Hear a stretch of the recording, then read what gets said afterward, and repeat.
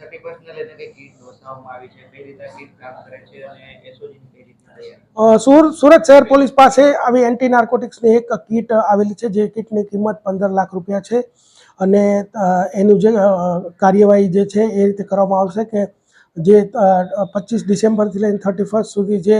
Farm હાઉસોમાં વિવિધ જગ્યાઓએ ખાનગી જગ્યાઓ પાર્ટીઓ ચાલતી હોય છે અને ત્યાં એમડી અને વિવિધ ડ્રગ્સનું સેવન થતું હોય છે, રેવ પાર્ટીઓ ચાલતી હોય છે, તો અત્યારથી જ અમારા હ્યુમન રિસોર્સિસ એ બાબતે કામમાં લાગી ગયા છે અને 25 થી 31 દરમિયાન તો ખૂબ ક્લોઝ વોચ રાખવામાં આવશે અને અમારી ખાનગી ટીમો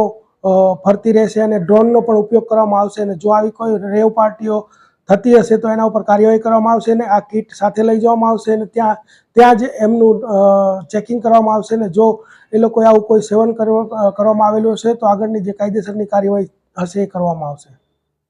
ખાસ કરીને આ કીટ વર્ક કઈ રીતે કરતી હોય છે અને એનું જે રિઝલ્ટ મળતું હોય છે કેટલું સટીક હોય છે? આ કીટ એ રીતે વર્ક કરે છે કે કીટ જે છે એમાં કાર્ટ્રીજ આવે છે અને એની કાર્ટ્રીજની અંદર એની અંદર જે એની સલાઈવા લેવા માટેનું જે કાર્ટ્રીજ છે,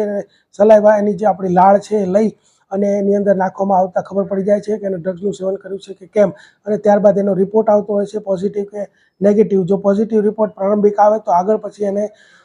જે FSLમાં ને મોકલવાની જે કાર્યવાહી છે કરવામાં આવે છે. કેટલી મિનિટોમાં ખબર પડે છે? પ્રારંભિક જે છે તો 30 સેકન્ડથી 1 મિનિટની અંદર ખબર પડી જાય છે.